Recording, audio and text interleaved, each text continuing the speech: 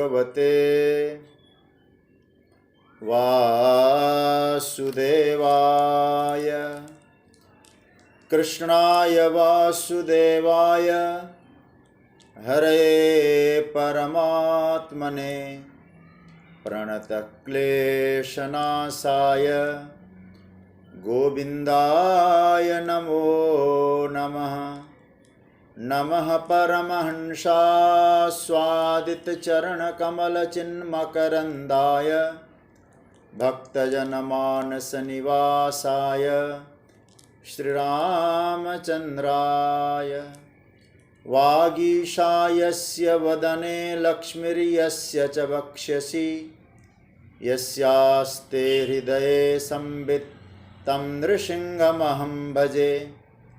गुरुर्ब्रह्मा गुरुर्विष्णुर्गुरुर्देवो महेश्वरः गुरुस्साक्षात् परब्रह्म तस्मै श्रीगुरवे नमः। भगवत चरण कमलानुरागी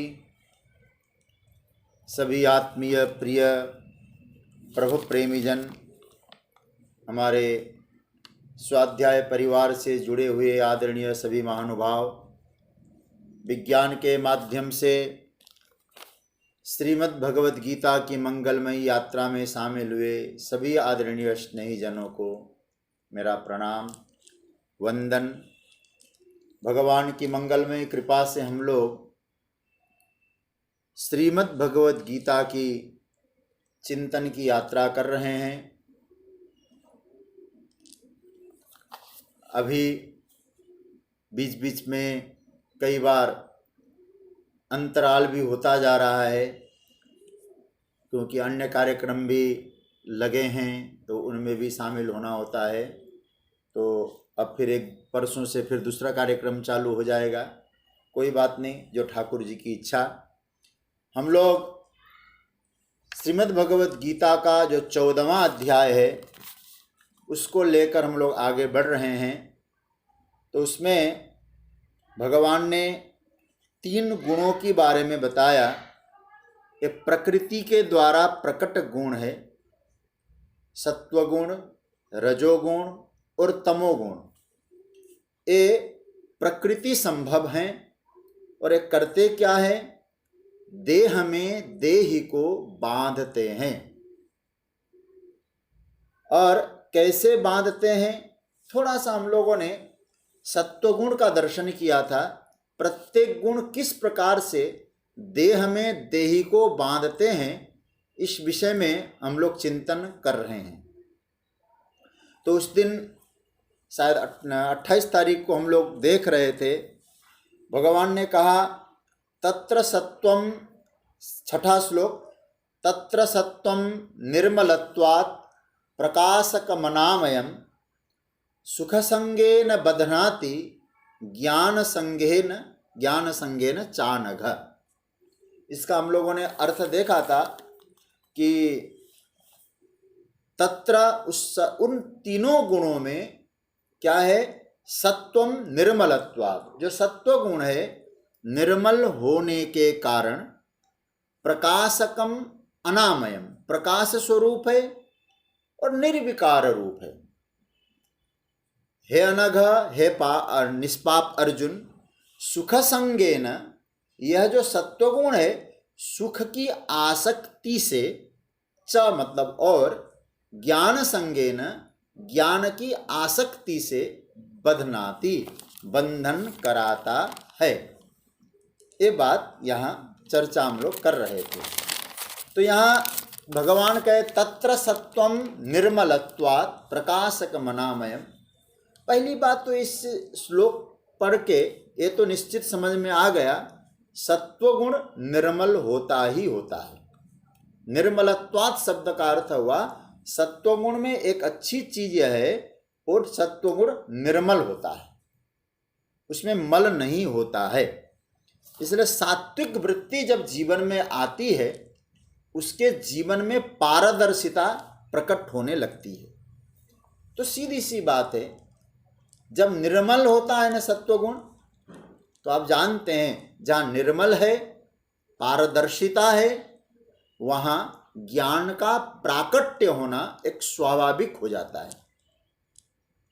और जब जीवन में इस प्रकार की ज्ञान की स्थिति, सुख की स्थिति प्रकट होती है तो सीधी सी बात है, उसके विपरीत तत्व वहाँ नहीं होते। कहाँ नहीं होते? ज्ञान में कोई दुख होता नहीं है। अब यदि हम लोग देखें, शरीर में कोई चोट लगे तो शायद दुख हो, आंख का जो गोलक है ये दुख का अनुभव करे, लेकिन आप तो सोचिए देखने वाली जो आंखें हैं उसको दुख नहीं होता है। कान का गोलक दुख सकता है, लेकिन सुनने वाले जो कान हैं वो नहीं दुखते हैं। ये क्या है?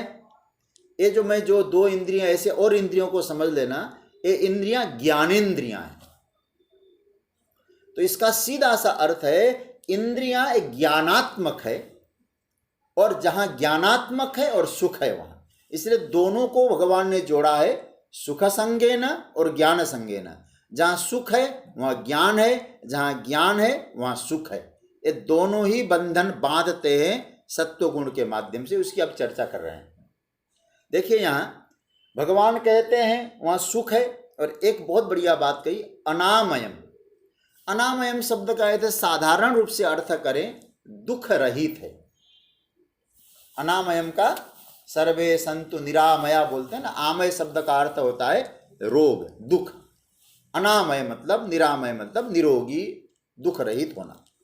तो इसका मतलब भगवान शंकराचार्य ने अनामयम शब्द का अर्थ किया भाष्य में विक्षेप रहितम। वहां कोई विक्षेप नहीं है, और निर्मल है, मल नहीं है, प्रकाशक है। तो जब आप इस सत्वगुण की इतनी विशेषताएं बता रहे हैं सरकार, फिर बंधन कहां से आया? ठीक है, कोई व्यक्ति कहे कि वो हाथ में हथकड़ी लेके घूम रहा है, ऐसा ऐसा, ठीक है, वो बांध सकता है, लेकिन पहले तो आप इसकी इतनी महिमा गान कर रहे हो, प्रकाशक है, निरामय है, अनामय है, लेकिन फिर बाद में कहते बांधता है। तो इतने गुण वाला जो सत्वगुण है वो बांधता कैसे है? ये बड़ा, जिसको कहा जा सकता है, पेचीदा प्रश्न है भाई। तो भगवान यह कहते हैं सुख संगे न बधनाति। सुख बांधता है भगवान नहीं कह रहे, ध्यान से समझना इस बात को। ज्ञान ने बांधा है आपको, ये भी प्रभु ने नहीं कहा। सुख संगे न बधनाति। संग शब्द का अर्थ मैंने पहले भी बताया है, आसक्ति, उसके साथ आपका लगाव। मैं कहूं जब सुख को पाने के, सुख लेने के हम व्यसनी हो जाते हैं। कई बार आप लोगों ने अनुभव किया होगा, सुख लेने के आदी हो जाते, सुख लेने के लिए हम बड़े व्यसनी हो जाते हैं। बस मजा ही मजा चाहिए भाई, हमको सुख ही सुख चाहिए। तो सदा ऐसा ही होना चाहिए। भगवान कहते हैं सुख ने बांधा, कि उस तुम्हारे सुख के प्रति जो आसक्ति थी उसने बांधा। जो सदा मुझे ऐसा ही चाहिए, यही बंधन का कारण बन जाता है। यही उस सुख के प्रति हमारी आसक्ति है। इसको भगवान ने एक शब्द में कहा, सुख संगेन बधनाति, ज्ञान संगेन बधनाति। सुख के संग से बंधना कैसा होता है? क्योंकि ये सुखासक्ति बांधती है। और ये सुख कहां से आया? सत्वगुण से आया। लेकिन उस सत्वगुण से पैदा होने वाले सुख को हमने एक डोरे से बांध दिया अपने साथ। उस डोरे का नाम है आसक्ति। तो सुख के साथ जो आसक्ति का जो धागा जुड़ गया है ना, वो बांधता है। वो आसक्ति बांधती है और आसक्ति रुलाती है। ध्यान देना, जिस वस्तु से हमको सुख मिला है, देखा जाए तो वस्तु नश्वर है। वस्तु तो कोई स्थायी है नहीं, वस्तु संपूर्ण नश्वर है। जब वस्तु ही नहीं रहेगी तो आप सोच सकते हैं वस्तुओं से उत्पन्न होने वाला सुख रह पाएगा? वस्तु ही नहीं रहेगी तो फिर क्या होगा? वो वस्तु नहीं रहेगी, लेकिन वस्तु ने कुछ क्षण के लिए हमको सुख प्रदान किया। अभी आप सुनेंगे उसका डिटेल्स में। सुख प्रदान किया, उस सुख के प्रति हमारी आसक्ति बन गई, तो भगवान कहते हैं वो सुख फिर हम लोग क्या कहेंगे, सुख ने नहीं बांधा, सुखे न बदनाती। एक पंक्ति पर ध्यान दीजिएगा थोड़ा सा, सुखे न बदनाती, सुख संगे न बदनाती। सुख ने नहीं बांधा, सुख के प्रति जो संग है, आसक्ति है, उसने बांधा। दूसरा सूत्र क्या बताया, ज्ञान संगे न बदनाती। इसको बदनाती दोनों जगह लगा दीजिए। हे अनघ, हे निष्पाप अर्जुन, सुख संगे न बदनाती च, मतलब और ज्ञान संगे न चानघ। ज्ञान कहां से आया? ज्ञान जब भी आपको अनुभव में आता है, आपको हमेशा सात्विक वृत्ति में ज्ञान होता है। तो ज्ञान का उदय सत्व गुण से हुआ, पहले तो आप समझ लीजिएगा, क्योंकि शास्त्र का नियम है ज्ञान सत्व गुण का कार्य है। उससे हम लोग कैसे बांधते हैं? फिर भगवान कहते उसने भी बांधा। तो सत्व गुण के द्वारा दो चीजें निकली, ज्ञान और सुख। सुख ने कैसे बांधा? आसक्ति के कारण। ज्ञान से कैसे बंधते हैं? भगवान कहते अब इसको भी सुन लो, हे अर्जुन, ज्ञान संगे न बदनाती। हम लोग चाहते हैं कि हम लोग हर बात को ठीक ठीक समझकर ही रहेंगे। ध्यान देना, सभी बातों को संपूर्ण रूपेण यथार्थ समझना एक जीवन में संभव लगता है क्या आपको? कभी चिंतन करिएगा। एक व्यक्ति एक मार्ग में चलते चलते उस मार्ग को समझने में भी जीवन चला जाता है, तो सभी को कैसे? एक डॉक्टर है तो हार्ट का स्पेशलिस्ट होगा, वो हार्ट की गहराई को समझते समझते जीवन निकल जाता है। तो सर्वज्ञ तो व्यक्ति नहीं हो सकता। और होता क्या है, हम लोग चाहते हैं कि हम बात को ठीक ठीक समझ कर ही रहेंगे। हर बात को ठीक ठीक समझना एक जीवन में संभव नहीं है। हाँ, एक परमात्मा को समझते हैं तो ठीक, बाकी दुनिया को समझना संभव नहीं। क्यों नहीं है? क्योंकि दुनिया का काम है, संसार का काम है संसरती, बदलना, सदैव बदलती। आप समझना, देश बदलता है। अब आप लोग इस समय तो सुन ही रहे हैं क्या हो रहा है यूक्रेन रशिया के बीच में। पहले एक सोवियत संघ था, कितने टुकड़े हो गए। देश बदलते हैं, स्थान बदलता है। आप सोचिएगा, समय बदलता है, नाम बदलता है, रूप बदलता है, शक्ल सूरत बदलती है। तो आप जरा सोचिएगा, उसका जो हमको ज्ञान होगा क्या स्थायी होगा? फिर अस्थाई होगा। उसके साथ जो हमारी आसक्ति है वो बंधन कारक है। मतलब हम लोग ज्ञान की आसक्ति, सुख की आसक्ति में फंसते हैं। मतलब यह ऐसा रहेगा तब हम सुखी होंगे। अरे भाई, आध्यात्मिक साधना तो उसको कहते हैं हर परिस्थिति को हर परिस्थिति में सजग रहकर स्वीकारने की जो कला है, अध्यात्म है। जहां आसक्ति होगी, सुख प्रधान आसक्ति, वहां बंधन है। ज्ञान प्रधान आसक्ति है, वहां बंधन है।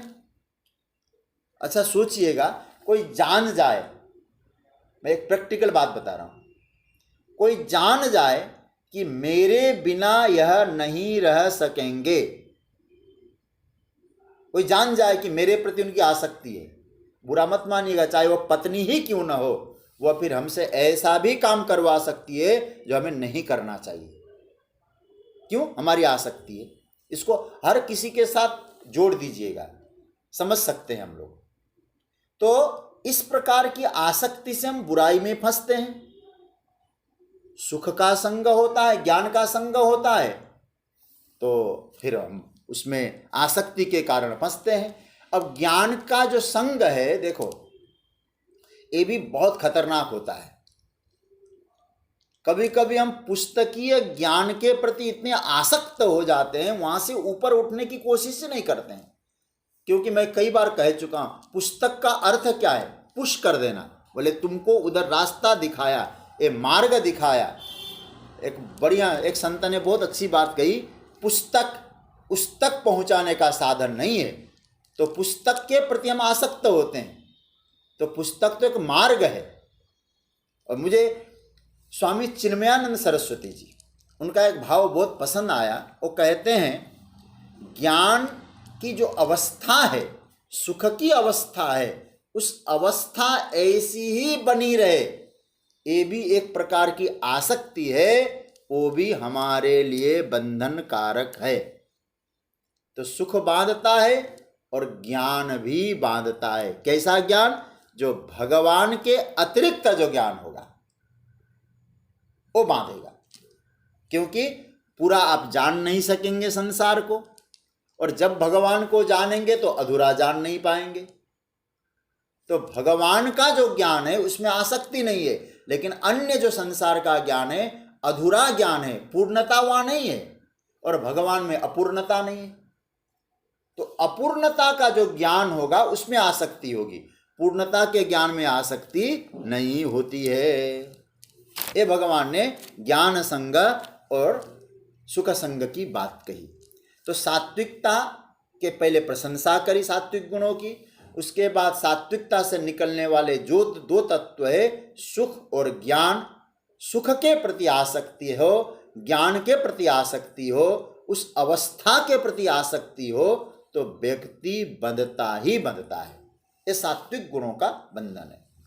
अब भगवान आगे के श्लोक में रजोगुण का स्वरूप बता रहे हैं, और रजोगुण का स्वरूप और उसके बांधने का जो प्रकार है, कैसे रजोगुण बांधता है, ये भी भगवान बता रहे। बहुत प्यारा श्लोक है ये, है 7वां। ये रजोगुण की चर्चा है। इसमें सत्वगुण की चर्चा आपने सुनी, अब आइए रजोगुण में जाते हैं हम लोग।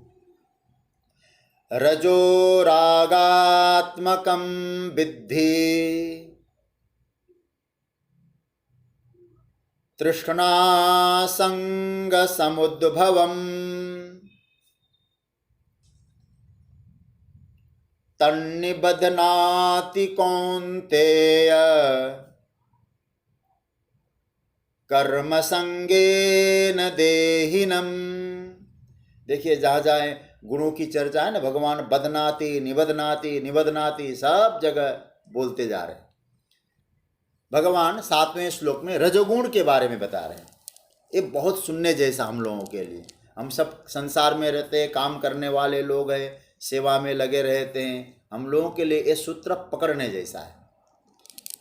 भगवान कहते हैं कौन्तेय रजो रागात्मकं विद्धि तृष्णा संग समुद्भवम तत्कर्म संगेन देहिनम निबध्नाति। इसका इस प्रकार का अन्वय बन जाता है। मतलब कौन्तेय रजोरागात्मकं विद्धि तृष्णा संग समुद्भवम तन तत्कर्म संगेन देहिनम निबध्नाति। कौन्तेय, भगवान ने अर्जुन को यहाँ संबोधन किया, हे कुंती के बेटे। कौन्तेय शब्द का अर्थ होता है रजो रागात्मकम विद्धि। वहां सत्वगुण से क्या बताया था भगवान ने? अनामयम प्रकाशकम ये बताया था। लेकिन यह रजोगुण से क्या आता है? रागात्मकम विद्धि। रजोगुण को तुम राग स्वरूप समझो, राग स्वरूप है रजोगुण। और विद्धि शब्द का अर्थ होता है जानो। जहां जहां विद्धि आया विशेष बात आ जाती है वहां। वो क्या कहता है? बोले तृष्णा संग समुद्भव। तृष्णा और आसंग, आसंग अर्थ है यहां आसक्ति, ठीक है। यह तृष्णा और आसक्ति को उत्पन्न करता है। समुद्भव मतलब उत्पन्न करता है। क्या निकली बात? रजोगुण राग स्वरूप है, वह तृष्णा और आसक्ति को उत्पन्न करता है।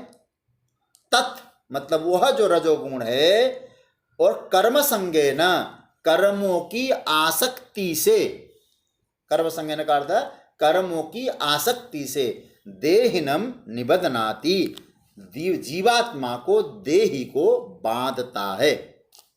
आई बात समझ में? इसका ये बात होगा, मतलब अर्जुन रजोगुण रागात्मक है, विद्धि मतलब जानो इसको अच्छी तरह से। ये क्या करता है? तृष्णा संग, तृष्णा और आसंग, इसमें संधि हुआ है, तृष्णा और आसंग।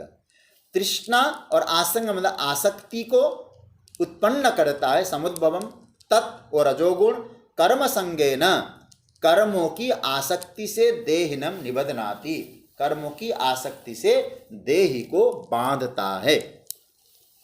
भगवान कह रहे हैं अर्जुन रजो रागात्मकम विद्धि, इदम विद्धि, एक बड़ा प्यारा मंत्र लगता है मुझे, इसको जानो अर्जुन। देखो यहां विद्धि शब्द जब बोला जाता है ना, विद्धि में आदेश है, आज्ञा दे रहे भगवान। क्या जाने सरकार? भगवान कहते हैं रजोगुण है। जैसे सत्व को मैंने बताया था निर्मलत्वात्, प्रकाशकम, अनामयम, तीन मैंने विशेषता देकर सत्वगुण की महिमा गाई थी। अब अर्जुन रजोगुण की भी एक प्रॉपर्टी है, रजोगुण का भी एक लक्षण है। रजोगुण को भी तुम इस रूप में कह सकते हो, क्या? बोले अंतकरण में जब रजोगुण की वृद्धि होती है, रजोगुण उत्पन्न होता है, तो वह चित्त कैसा होता है?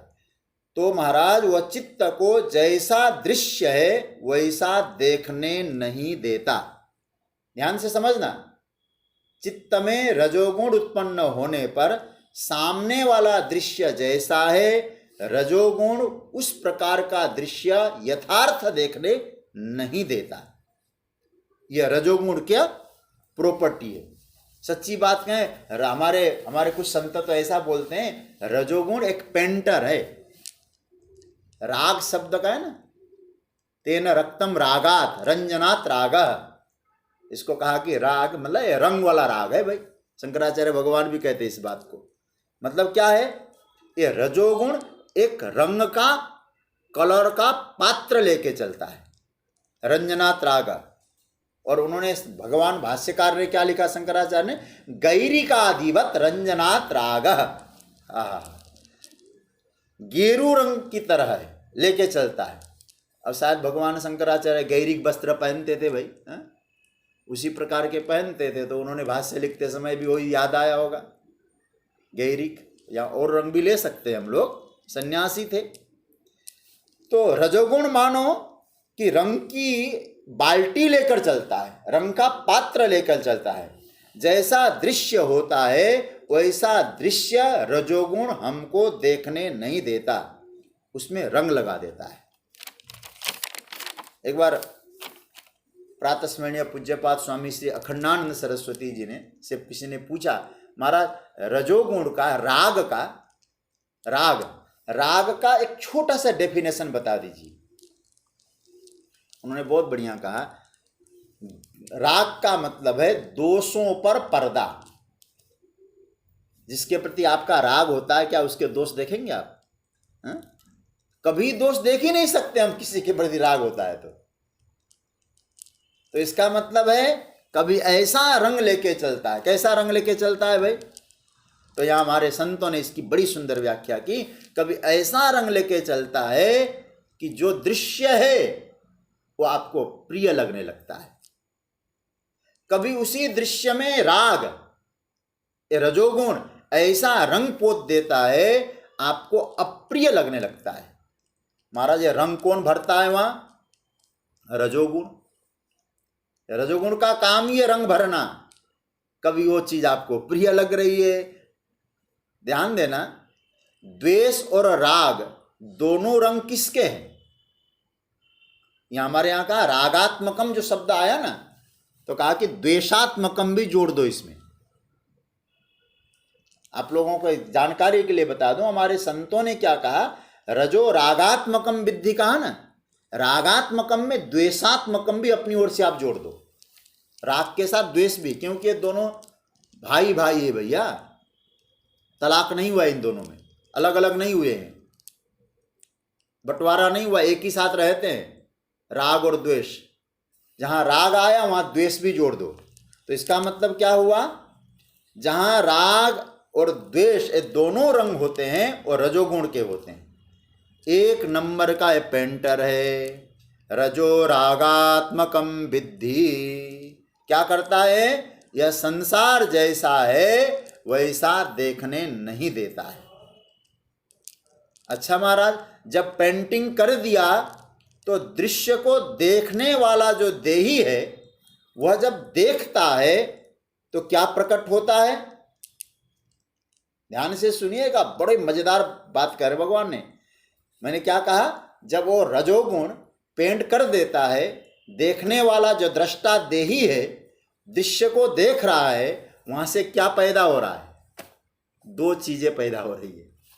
ये आप ध्यान से देना, क्या, तृष्णा संग समुद्भवम। प्रकट होने वाली चीज दो है, तृष्णा और आसंग, ये दो समुद्भवम, ये प्रकट हो जाया करती है। मतलब क्या मतलब हुआ, तृष्णा संग समुद्भवम। भगवान कहते हैं तृष्णा मतलब भूख प्यास, उसकी भूख, तृष्णा मतलब भूख, कैसी भूख, वह जो उसको प्रिय लगा, प्रिय के रूप में उसने पहचाना, देही ने पहचाना प्रिय के रूप, जीवात्मा ने पहचाना, उस चीज को पाने की उसको भूख लगी है, प्यास लगती है, बस अब मिल जाए, अभी मिल जाए। रोज वो मार्केट से गुजरता है तो सोचता है मैंने शोरूम में ऐसी चीज देखी है, ऐसी वस्तु देखी है, क्या गजब की चीज है। सोचिएगा इस विषय में, रजोगुण ने वहां रंग भर दिया है।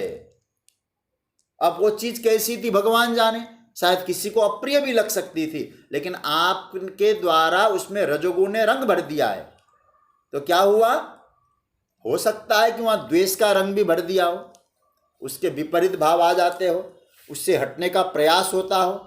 मतलब साफ है, किसी को पाकर किसी से हट करके जो भोक्ता है ना वो सुखी होना चाहता है। भोक्ता आप समझ रहे हैं ना, कभी हम किसी से सटकर सुखी होते हैं, कभी किसी से हटकर सुखी होते हैं। जिस किसी चीज से वह सुखी होना चाहता है, क्यों, क्योंकि हुआ यह है, रजोगुण पेंटर ने बार बार पेंट करके उसमें दिखाया है। ऐसा महाराज पेंटर है, चित्रकार है, वो करता है। फिर क्या होता है, बस इसको छू लें, बस इसको चख लें, बस इसको पालें, क्या होगा, तुम्हारा जो भोक्तृत्व है ना, भुक्कड़ जी महाराज, वो खुश हो जाएंगे।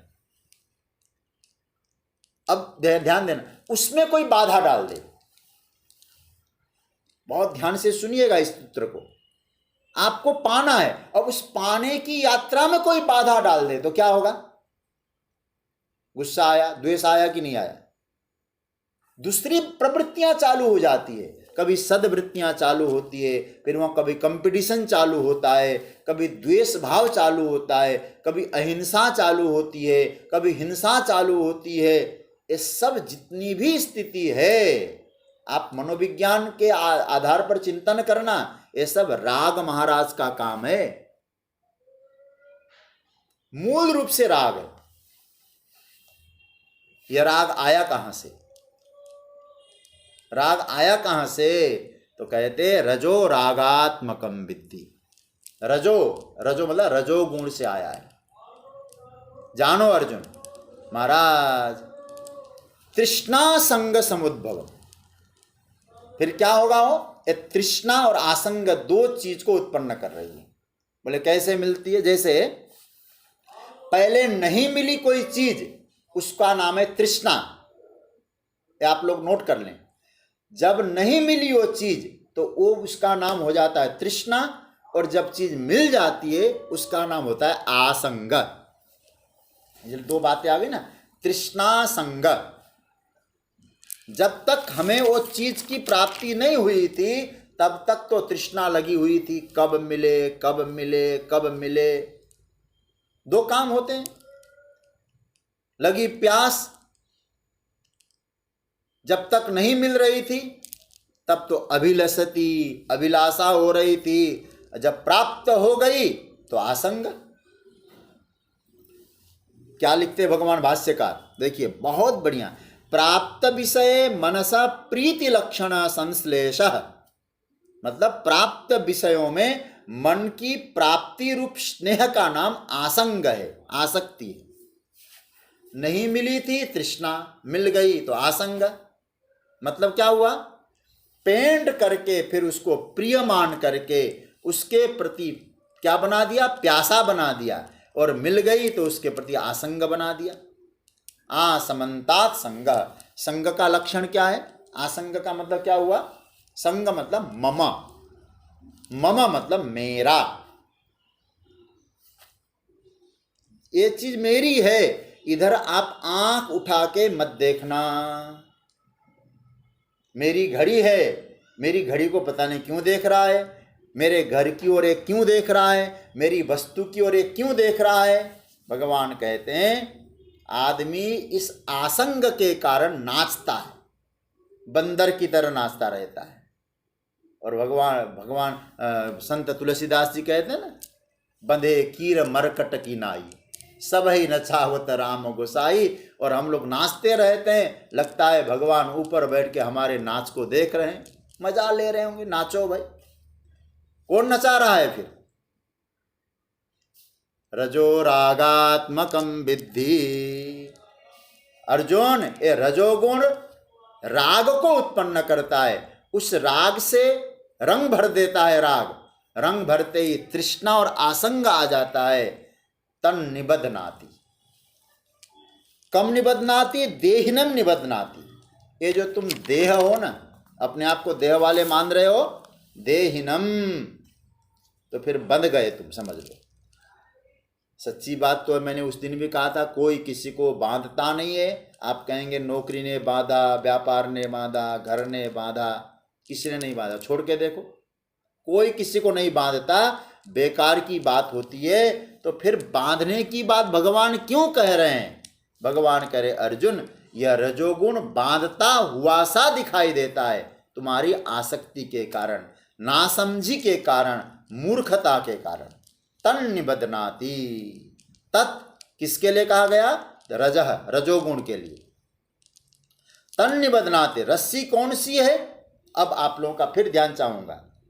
रस्सी कहते भगवान कहते कर्म संगे न, समझ रहे हैं ना, एक कर्म की रस्सी है, मतलब कर्म की आसक्ति की रस्सी है। पहले तृष्णा होगी, फिर जो तृष्णा जो है वो आपको प्रेरित करेगी, फिर अंतकरण में जो तृष्णा है वो आनंद से बैठ जाती है, हमारा चित्त मचलता है, घर ले आओ, इसको पाओ, रखो, रखना है।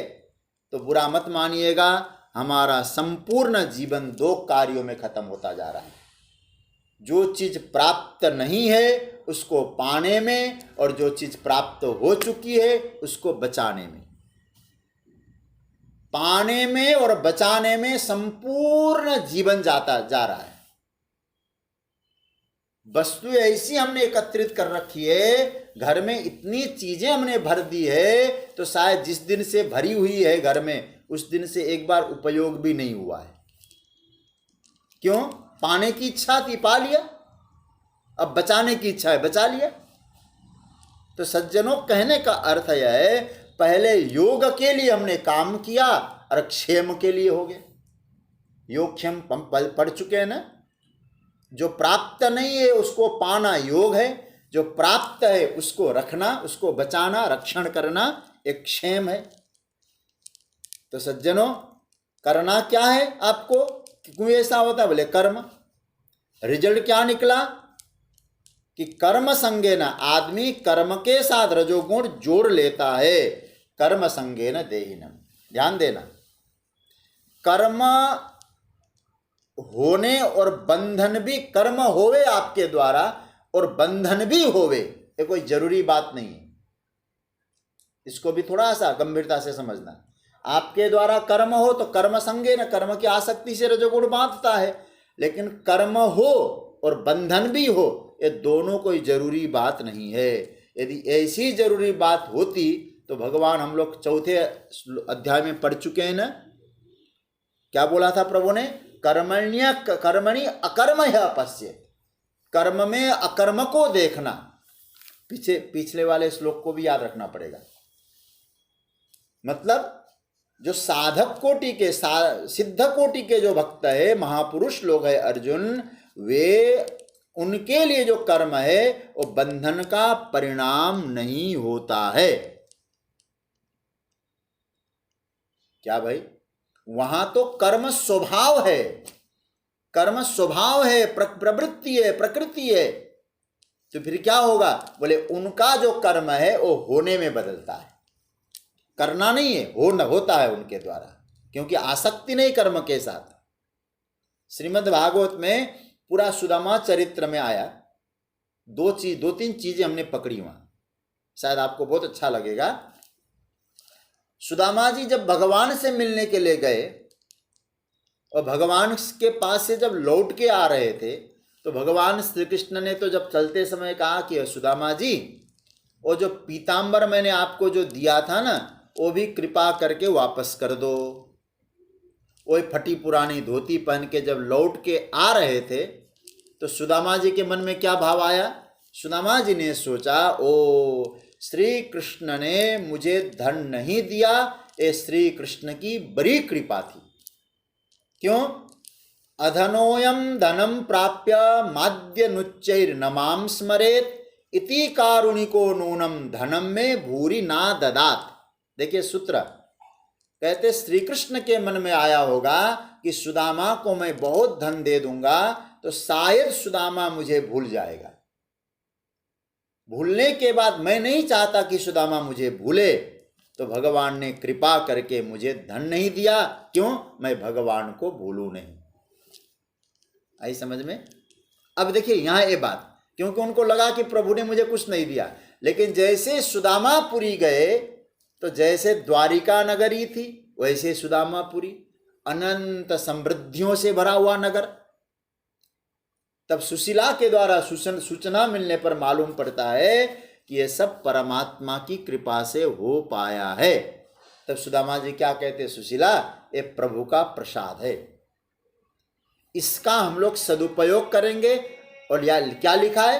इत्थम व्यवसितो बुद्ध्या भक्तो तीब जनार्दने विषयान जाया त्यक्षण बुबुजे नातिलंपट, न अतिलंपट। अनासक्ति से, आसक्ति रहित होकर प्रभु का दिया हुआ है, इस भाव से उन्होंने उसका सदुपयोग किया। क्यों? संपत्ति किसकी हो गई? भगवान की। सुदामा ने अपने आप को क्या समझा? सेवक समझा। तो प्रभु की संपत्ति का सेवक बनकर इसकी सुरक्षा करनी। अब नहीं मिला था तो ऐसा भाव, मिल गया तो ऐसा भाव, और आप जानते हैं उसका रिजल्ट क्या निकला? रिजल्ट ये निकला, सुदामा चरित्र पूर्ण करते हुए सुखदेव जी कहते, इस चरित्र को जो गहराई से समझने की कोशिश करेगा उसके लिए क्या होगा? तो भगवान ने कहा, सुखदेव जी ने, एतद् ब्रह्मण्य देवस्य श्रुत्वा ब्रह्मण्यताम नरः लब्ध भावो भगवती कर्म बंधात प्रमुच्यते। जो भी सुदामा चरित्र को गहराई से समझेगा उसके जीवन का भी कर्म बंधन छूट जाएगा, कर्म करते हुए कर्म बंधन छूट जाएगा। इसलिए इस बात का ध्यान देना, कर्म हर समय बंधन कारक होगा ये नहीं समझना। ये जरूर जानते हैं कि रजोगुण का जो प्राकट्य, रजोगुण कर्म को प्रकट करता है, अथवा कर्म रजोगुण परक होता है। इसका परिणाम आया क्या? रंजन। रंजन मतलब राग, रंग। राग अर्थात प्रियता नाम की चीज पैदा होती है। जब उस कर्म के प्रति हमारा राग होता है तो ध्यान से समझना, वो रजोगुण रंग भर देता है। कैसे? प्रियता कहां से हुई? कोई चीज आपको अच्छी लग रही है, तो अच्छी लग रही है तो वस्तु में प्रियता है कि वो प्रियता आप में है? पहले निर्णय कर लो। यदि कोई चीज में प्रियता नाम की कोई चीज होती तो फिर हम कैसे कहेंगे? तो वेदांत का तो एक सिद्धांत है। वेदांत क्या कहता है कि किसी भी वस्तु में स्वतः प्रियता और स्वतः अप्रियता नहीं होती। एकदम इसको जिसको कहा जाता है ना, ढिढोरा पीट के बोला है वेदांत ने। वस्तु में न कोई प्रियता न प्रियता वस्तु की हो ही नहीं सकती। कैसे? देखो यार, विषय का अपना धर्म कुछ हो ही नहीं सकता है। विषय है, प्रियता अप्रियता का प्रश्न कब आएगा? विषय के प्रति प्रियता अप्रियता, विषय का कोई अपना धर्म हो। अतः एक ही वस्तु किसी को प्रिय और किसी को अप्रिय लगती है कि नहीं। अगर उस विषय में प्रियता का धर्म होता तो सभी को एक जैसा लगना चाहिए था। सभी को एक जैसा तो लगता नहीं है। एक चीज किसी को प्रिय और किसी को अप्रिय। ये जो प्रियता और अप्रियता है ये कैसे आए? बोले ये इधर के रंग लगने से आए हैं। ये रंग लेकर हम जो चल रहे हैं ना, रंग कौन सा है फिर याद दिला दूं, राग का रंग लेकर जो हम लोग चल रहे हैं, उसी राग के रंग से हम लोग प्रिय और अप्रिय समझने लगे।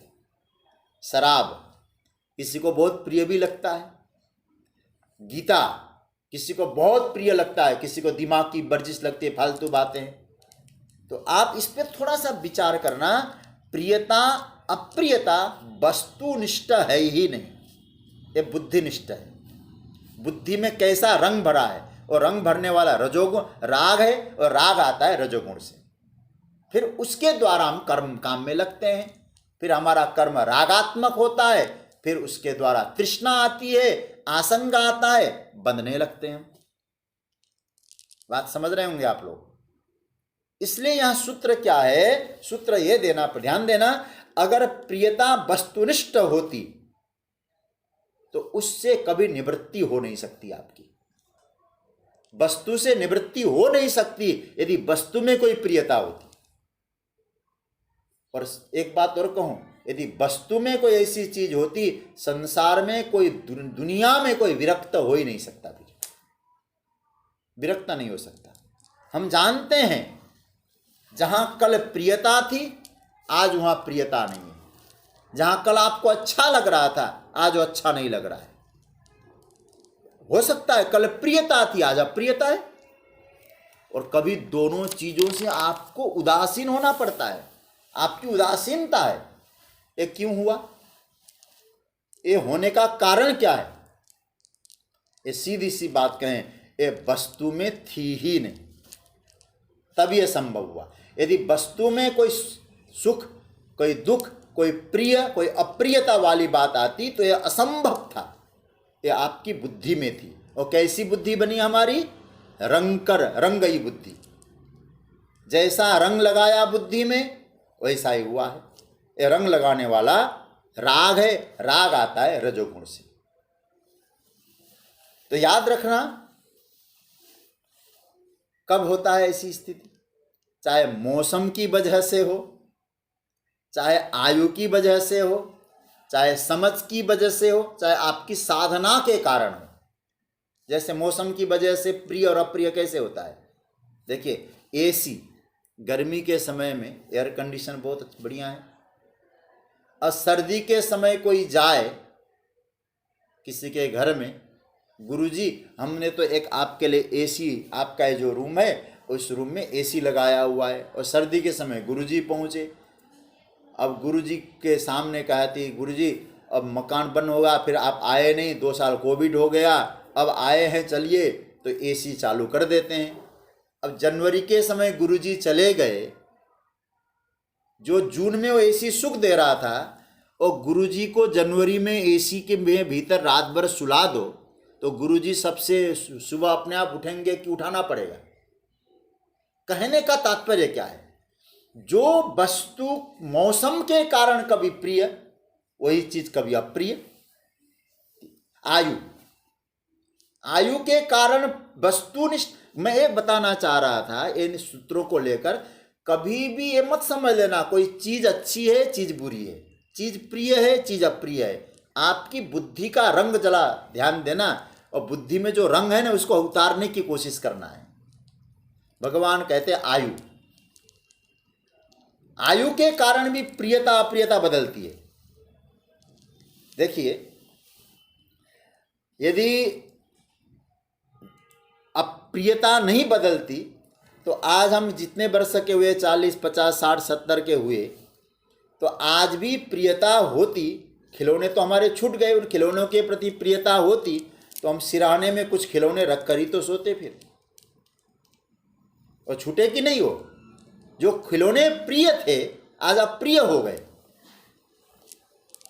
मतलब कहीं से भी सिद्ध नहीं होती, आप किसी से भी सिद्ध करिए कि वस्तु में न प्रिय है न अप्रिय है, वस्तु में न सुख है न दुख है, वस्तु में न अनुकूलता है न प्रतिकूलता है।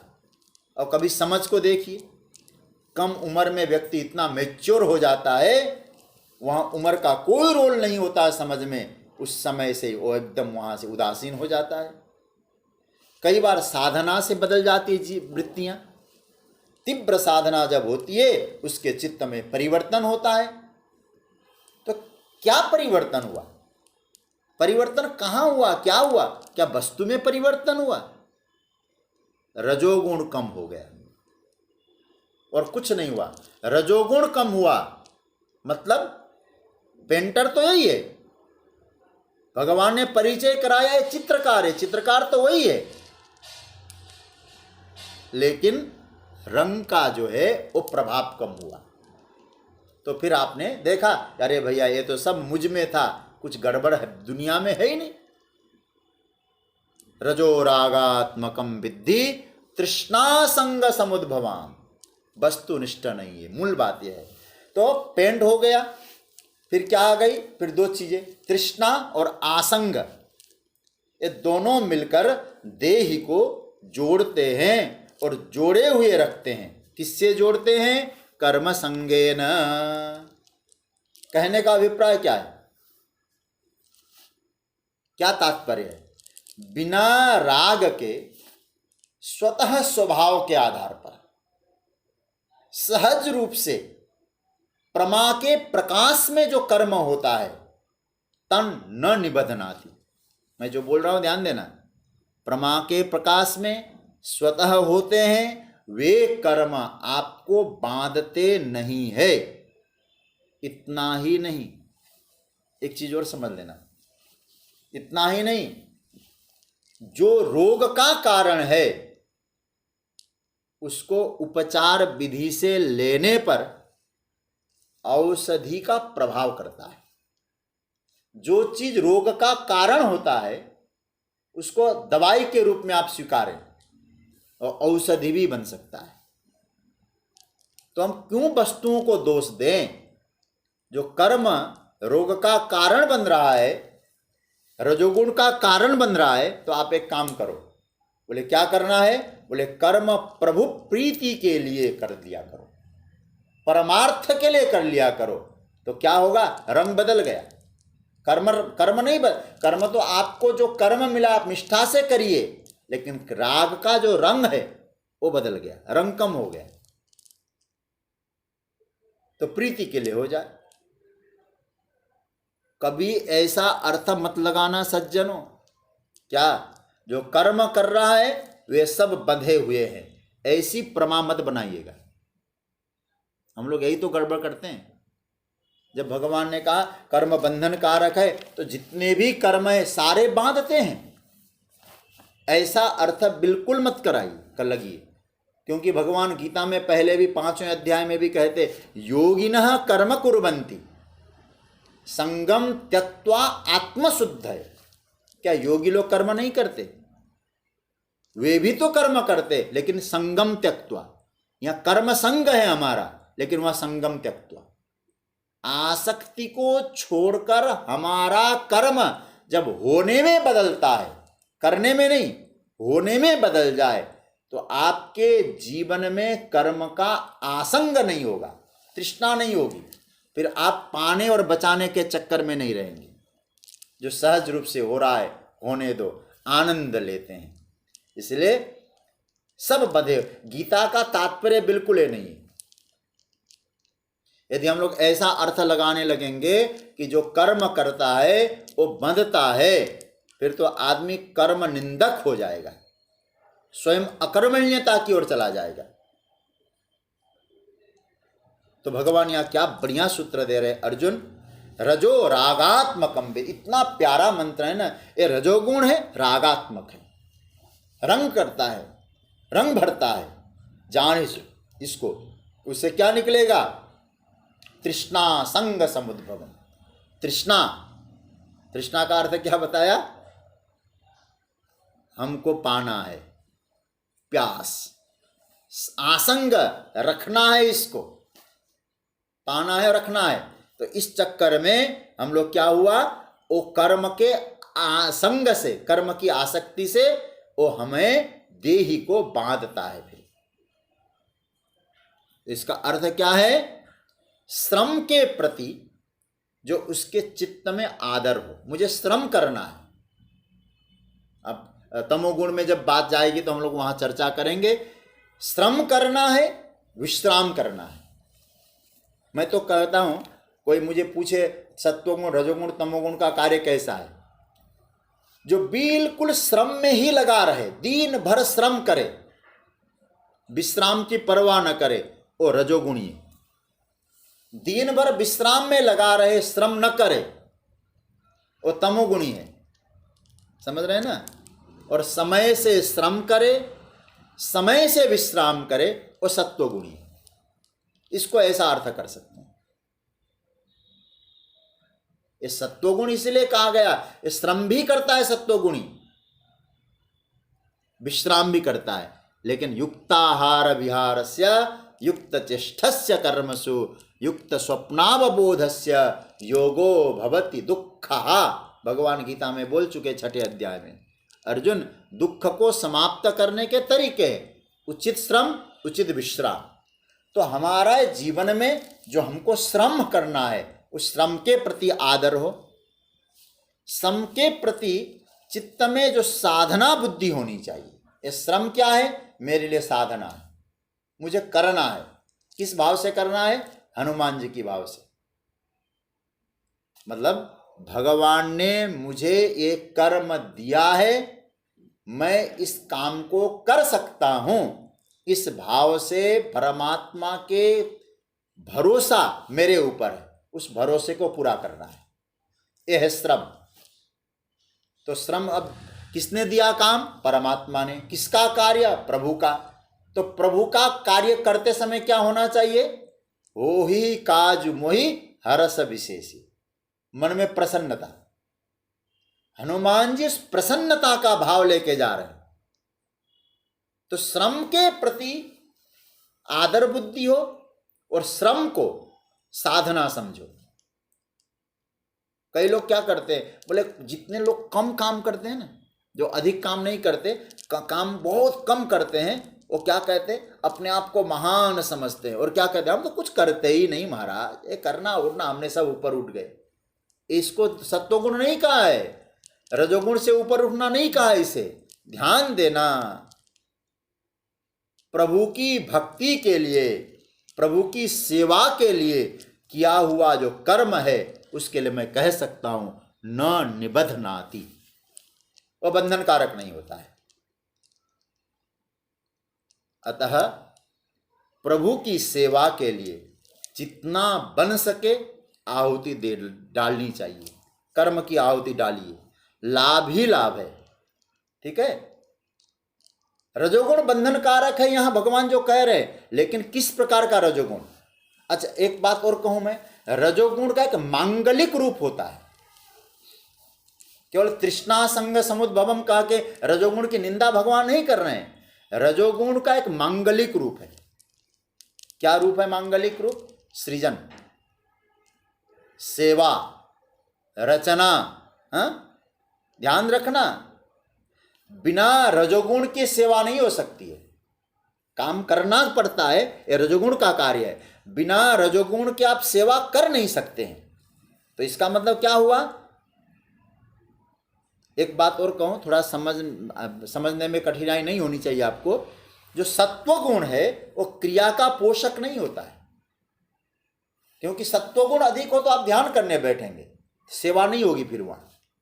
तमोगुण होगा तो भी सेवा नहीं कर पाएंगे आप। तमोगुण और रजोगुण क्रिया का पोषक तत्व नहीं होते हैं, ये हमारे यहां सिद्धांत है। तो इसका मतलब क्या है? गुरु जी की सेवा, परमात्मा की सेवा, ब्राह्मण सेवा, गौ सेवा, समाज सेवा वह हो ही नहीं सकती जब तक आपके जीवन में रजोगुण न हो। यह तो प्रभु की कृपा ही समझनी चाहिए, सबके भीतर कुछ न कुछ रजोगुण होता ही होता है। और मैं कह सकता हूं सत्व की छाया में रहने वाला जो रजस है वो परम मांगलिक है। सत्व की छाया में जो रजोगुण रहता है वो परम मांगलिक है। रजोगुण का एक मांगलिक रूप यह है। तो यहाँ जो भगवान सूत्र दे रहे रजोगुण के विषय में, इसको ऐसे समझना। फिर इस श्लोक को मैं एक बार देख आपके सामने रख रहा हूं। रजो रागात्मकम विद्धि, जो रजोगुण है ये रागात्मक है। राग का अर्थ मैंने क्या बताया था? रंग। राग मतलब रंग। और रंग कौन भरता है? बोले हमारे में है वो रंग भरने की चीज, वस्तु में नहीं है। हमने जैसा रंग भरा, हमने वस्तु को उसी नजर से देखा, नहीं तो फिर एक ही चीज को सभी लोगों को एक ही दृष्टि से देखनी चाहिए थी। तो रागात्मक कौन है? रागात्मक स्वयं में है, द्वेषात्मक स्वयं में है, वस्तु में नहीं है। रजो रागात्मकम विद्धि, उससे क्या आया? जब हमने रंग भर दिया वहां तो तृष्णा संग, तृष्णा मतलब पाना है, आसंग मतलब रखना है, ये दो चीज उसमें आ जाती है। क्योंकि कर्म फिर क्या होता है उससे? फिर बंधन। क्यों बंधन? कर्म संगेन, कर्म की आसक्ति हो गई। बोले अब हम कर्म करेंगे, किस लिए करेंगे? उसको पाने के लिए करेंगे। पा लिया, उसको रखने के लिए प्रयत्न करेंगे। कर्म में लगा है, वहां प्रभु सेवा नहीं है, ब्राह्मण सेवा नहीं है, संत सेवा नहीं है। एक ही उसका उद्देश्य है, मुझे रखना है, मुझे पाना है और मुझे रखना है। तो ऐसा जो रजोगुण होगा अर्जुन, तन निबधनाति, ऐसा रजोगुण बांधता है। किसको? देही को। कहां बांधता है? देह में बांधता है। रजोगुण बंधन कारक तब बनता है जब हम उस राग के द्वारा, द्वेष के द्वारा अपने विवेक में रंग भरते हैं। तो एक काम करो, अब मांगलिक रूप उसका पैदा करो। मांगलिक रूप पैदा करने का मतलब जो कर्म है और मुझे क्या करना है? सत्व की छाया में रहकर ईश्वर सेवा के लिए करना है। तो निश्चित रूप से वो कर्म बंधन कारक नहीं होगा। रजोगुण का मांगलिक रूप ये होता है। तो आज की चर्चा को यहाँ